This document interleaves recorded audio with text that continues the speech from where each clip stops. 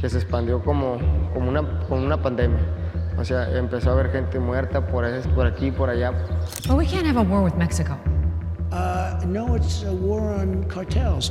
DPS troopers seizing nearly $2 million worth of fentanyl in southern Arizona. We are coming on the air at this hour with breaking news. President Joe Biden has just announced that he is dropping out of the 2024 presidential race. There's also a time and a place for new voices, fresh voices, yes, younger voices. Joe Biden may have bowed out of the 2024 presidential race, but the echoes of his border policies continue to reverberate all across America. The US-Mexico frontier, once a simple line on a map, has become a complex battleground of politics, human drama, and the greatest national security concerns of all time. And while Biden's name won't be on the ballot, the situation he leaves behind at the border will undoubtedly shape the upcoming election and beyond. Let's talk numbers for a second, because they're pretty eye-opening. In 2023, over 2.4 million people were caught trying to cross the border illegally. That's like the entire population of Houston, Texas, deciding to up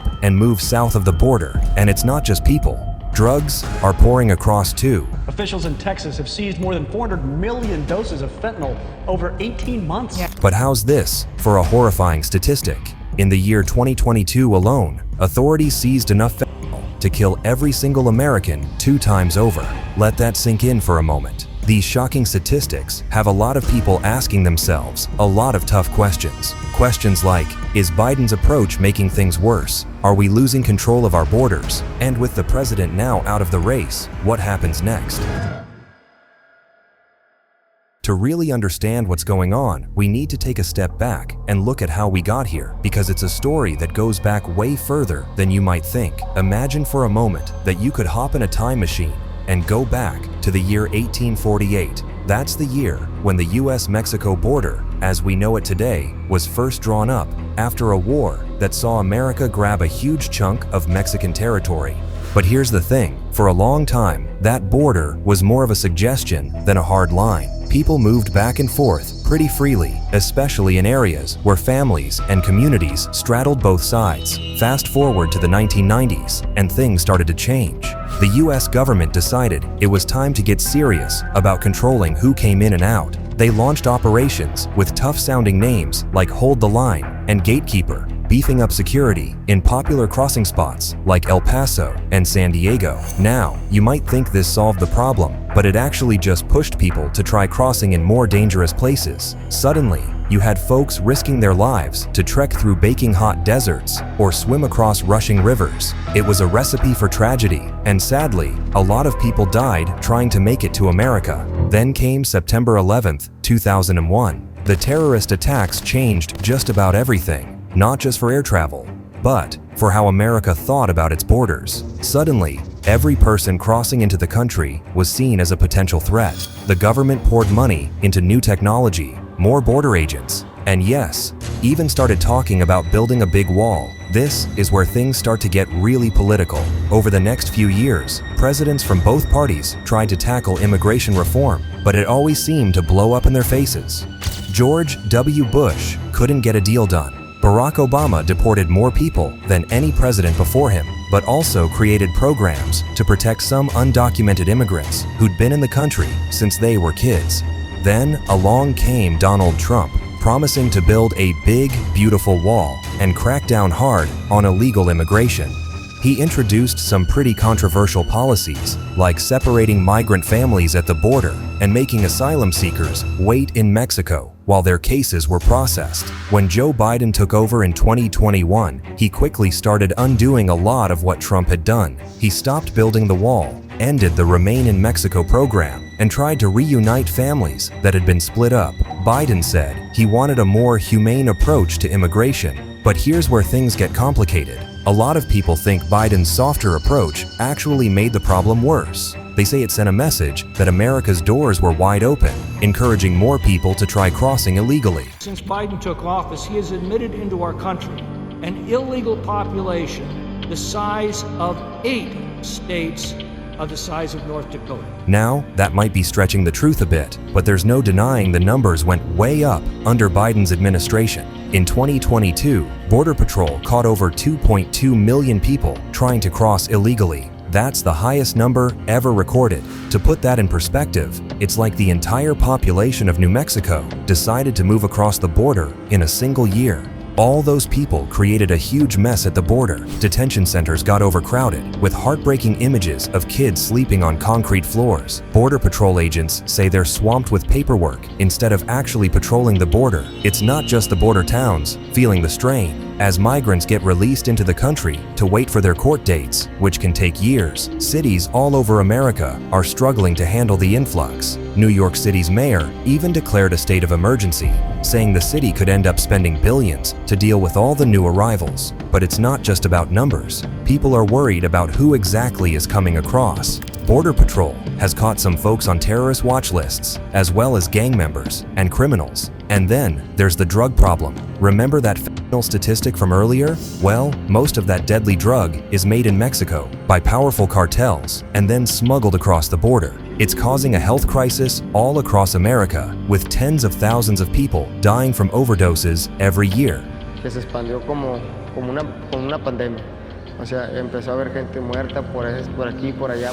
This drug crisis has a lot of people demanding stricter border control. They argue that Biden's policies are literally getting Americans killed by making it easier for cartels to smuggle drugs into the country. Americans are now more likely to die from an accidental opioid overdose than in a car crash. The human toll is devastating. Can you even imagine being a parent and losing your own child to a drug you didn't even know they were taking? I don't want that to happen to anybody else.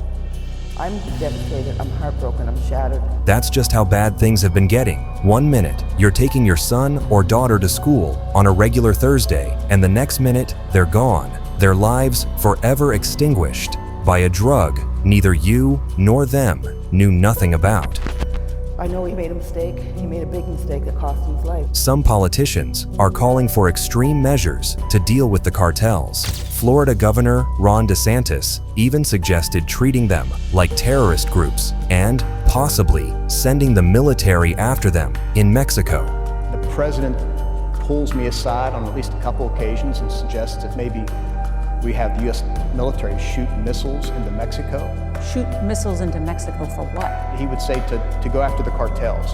And we would have this private discussion where I'd say, Mr. President, I understand the motive, because he was very serious about dealing with drugs in America. I get that, we all understand, but I had to explain to him, we can't do that. It would violate international law. Now, most experts seem to agree that's a terrible idea that could cause an international crisis, but it shows how frustrated some people are with the situation. So, how does Biden's team respond to all this criticism? They say they're taking a smarter, more comprehensive approach. Instead of just building walls and arresting people, they want to address the reasons why people are leaving their home countries in the first place. That means providing aid and trying to improve economic conditions in Central America.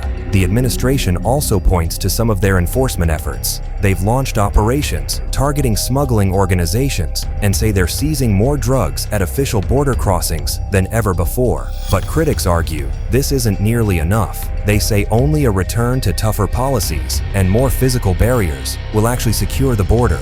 The reality, of course, is way more complicated than either side likes to admit. People leave their homes for all sorts of reasons: poverty, violence, climate change, or simply hoping for a better life. And as long as Americans keep buying illegal drugs, cartels will find ways to supply them, no matter how high we build the wall. Still, the perception that the border is basically open has real consequences. When word spreads that families with kids are being led into the country, it encourages more people to make the dangerous journey north. This plays right into the hands of human smugglers who profit off of people's desperation. One immigrant advocate is giving us a dire prediction. People are going to continue to be stuck in these very dangerous areas in Mexico, these border areas that we know are totally controlled by organized crime. And the environment these people are forced to return to is anything but friendly. They have been exposed to serious human rights abuses, such as kidnapping, killing, and many other things. The political fallout has been huge. What Democrats once thought was a winning issue, being more welcoming to immigrants, has become a major problem for them. Polls show that most Americans disapprove of how Biden has handled immigration, and it's become one of the top issues voters care about. This changing political landscape helps explain why Biden has recently started to take a tougher stance on the border. After resisting for a long time, his administration has begun to embrace some policies that look a lot like what Trump was doing. In February 2023, they announced new rules, making it harder for migrants to claim asylum if they cross the border illegally. Then, in October, they even started building more sections of border wall in Texas, something Biden had promised he'd never do during his campaign. Most recently, Biden has said he's open to new laws that would let him basically shut down the border if too many people are crossing. This is part of negotiations with Republicans over a big spending package that includes money for Ukraine and Israel. These policy shifts have made some of Biden's supporters angry. They feel like he's going back on his promises and becoming too much like Trump. But Biden's team says they're just being realistic and responding to what's actually happening at the border. I'm moving past Republican obstruction and using the executive authorities available to me as president to do what I can on my own to address the border. But will these new, tougher policies be enough to convince people Biden has the border under control? Many experts doubt it. They think he's already lost too much credibility on the issue. Why is he doing it now? I think that it's very simple. It's one word, and it's politics. Joe Biden has no interest in securing our southern border. He has no interest in keeping this country safe. Others defend Biden, saying he's trying to find a middle ground between being humane and keeping the border secure. Krish Omara Vignaraja, who runs a nonprofit helping refugees, argues his approach, while not perfect, is better than the harsh policies we saw under Trump.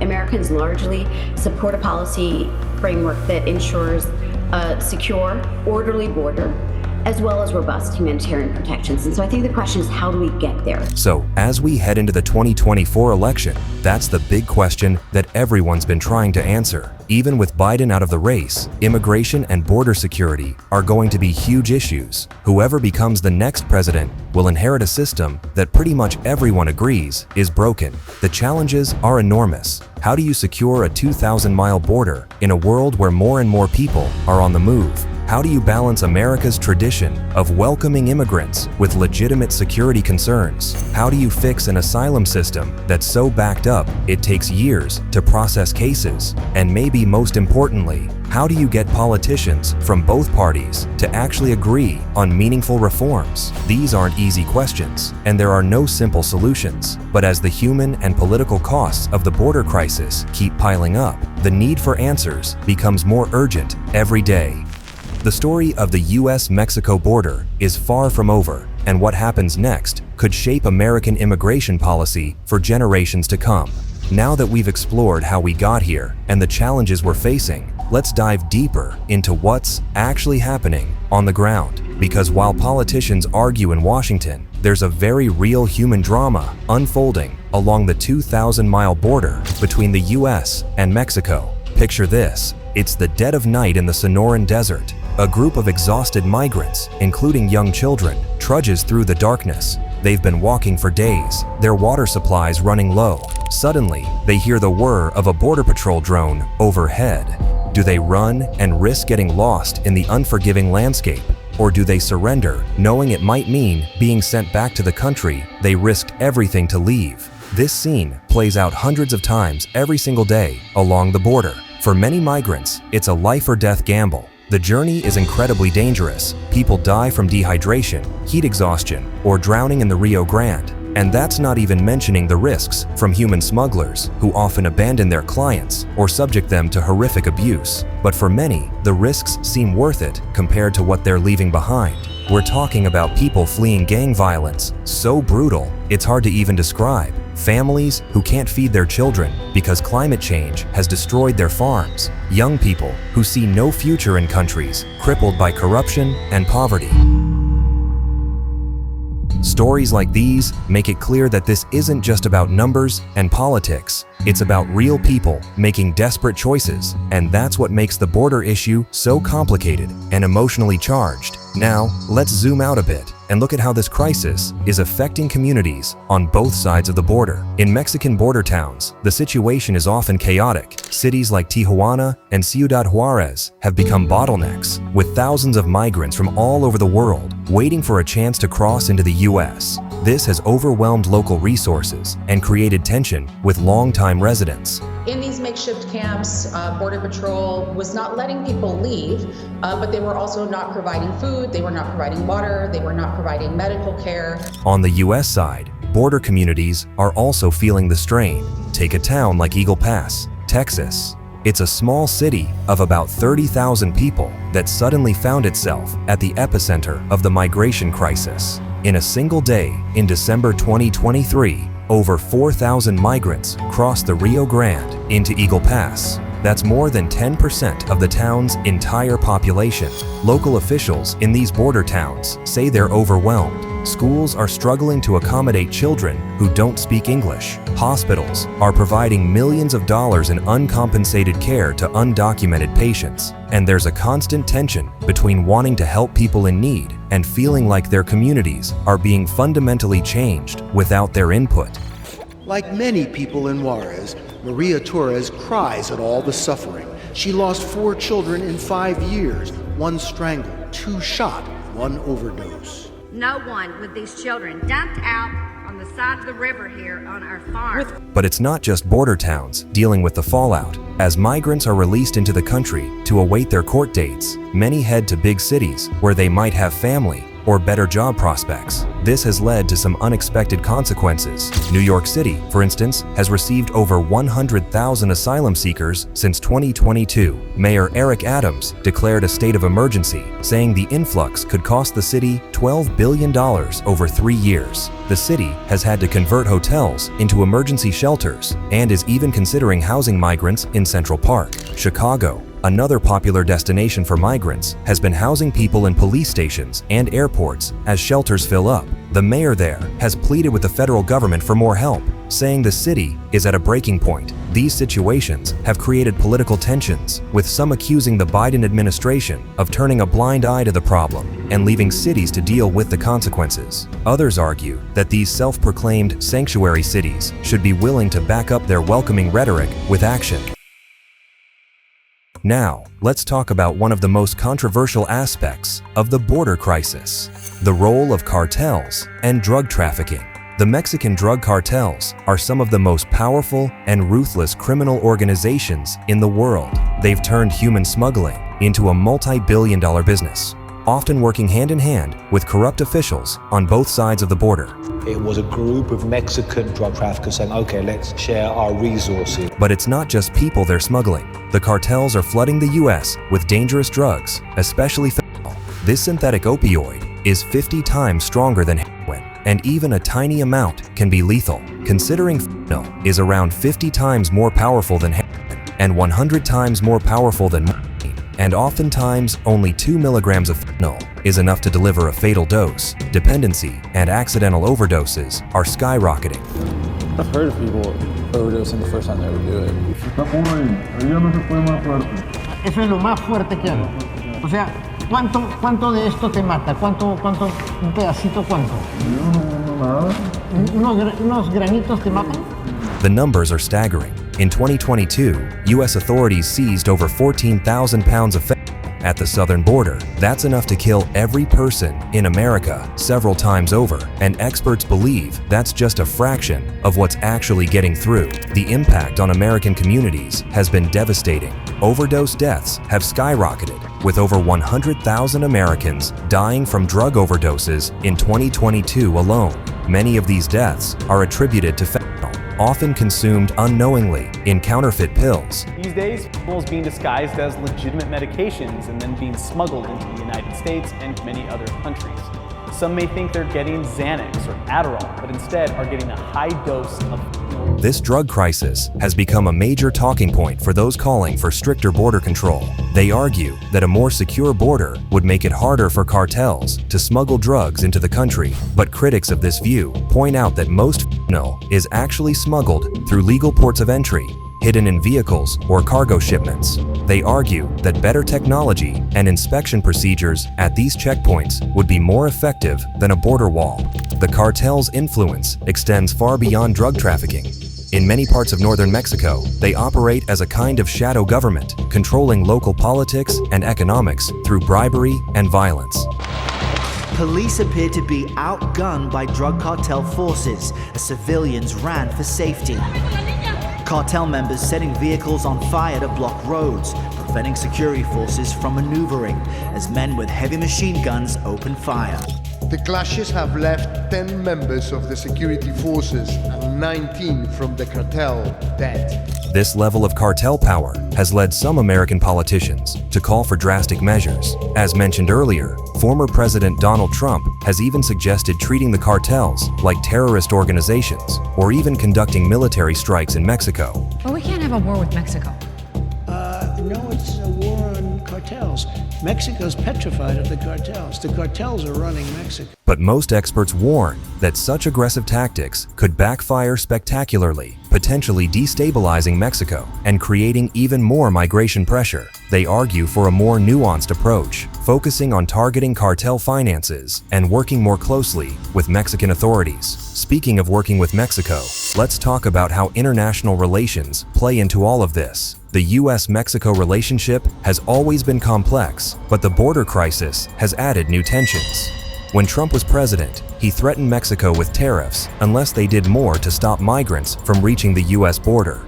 This led to Mexico deploying its National Guard to its southern border with Guatemala, essentially becoming an extension of US border enforcement. Biden has taken a less confrontational approach, emphasizing cooperation and addressing root causes of migration. But there's still plenty of friction.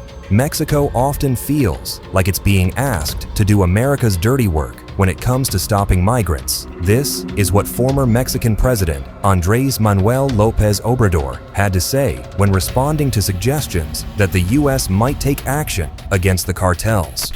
Es un irrespetuoso. Nosotros somos un país independiente, libre, soberano. No somos colonia, no somos protectorado de ningún país extranjero. Now, can you really blame him for being offended? As troubled as Mexico might be, there's no denying that we're still talking about their own territory and that the US has no authority to simply jump over the fence and do as it pleases. But the situation gets even more complicated when you consider that migration through Mexico doesn't just involve Mexicans. In recent years, we've seen large numbers of people from Central America, from places like Haiti, Venezuela, and even as far away as Africa and Asia, attempting to reach the US through Mexico. So that if this is a convicted murderer who's escaped Venezuela, you don't have that information available to you. Do not have that I assume information. you turn them over to the Border Patrol. What does the Border Patrol do with it? And that's what we would try to do, would be to contact them to help us. This has put Mexico in a tough spot. On one hand, they face pressure from the US to stop these migrants. On the other, they have their own humanitarian obligations and don't want to be seen as doing America's bidding. Now, let's circle back to US politics and look at how the border issue is shaping the upcoming election. Even with Biden out of the race, immigration remains one of the top issues for voters. You want to talk about a country in decline? You have the cartels controlling a lot of part of your southern border. Republicans see it as a winning issue for them, with candidates trying to outdo each other in promising tough border policies. Democrats, on the other hand, find themselves in a tricky position. Many in the party's progressive wing want to maintain a welcoming stance toward immigrants and asylum seekers, but others worry that appearing too soft on border security could cost them crucial swing voters. Entirely preventable and tragic violent crimes are reported almost daily. Violent criminal gangs and international crime cartels are now operating in our cities, and sanctuary policies protect these criminals from deportation and, in many cases, from even detention. This political calculus helps explain Biden's recent shift toward tougher border policies. By taking a firmer stance, he may have been hoping to neutralize the issue somewhat for whoever becomes the Democratic nominee. But some argue that these political games miss the bigger picture. They say that the US desperately needs comprehensive immigration reform, not just band-aid solutions or election year posturing. To divert our resources on a local level to combat something that is already within the infrastructure of our federal law is incredibly problematic and a logistical nightmare. So what might real, comprehensive reform look like? Well, most experts agree it would need to include several key elements, like a more modernized immigration system or an enhanced border security that uses smart technology rather than just physical barriers, or maybe a better cooperation between the US and Mexico. But achieving this kind of sweeping reform would require a level of coordination that seems almost impossible in today's political climate. Well, we feel like it's a very problematic move that's based more in politics than what the actual needs are of the community and really what needs to happen around immigration right now. As we wrap up our deep dive into the border crisis, it's worth reflecting on what's really at stake here. Yes, there are important questions of national security, law enforcement, and economic impact, but at its core, this is a human issue first and foremost. We're talking about millions of individual stories of people fleeing violence and poverty and risking everything for a chance at a better life. We're talking about American communities struggling to adapt to all of these rapid-fire changes. We're talking about the very idea of what it means to be a nation of immigrants in the 21st century. The decisions made in the coming years will have profound consequences, not just for those directly involved, but for the very character of America itself. Will the US find a way to secure the borders while still remaining true to its values as a welcoming nation? Can it create a system that's both fair and humane? Feel free to share your thoughts down in the comments section below and keep this conversation going. Thanks for watching. If you've enjoyed this video, then make sure to give it a thumbs up and to subscribe if you haven't already. Until next time, stay safe.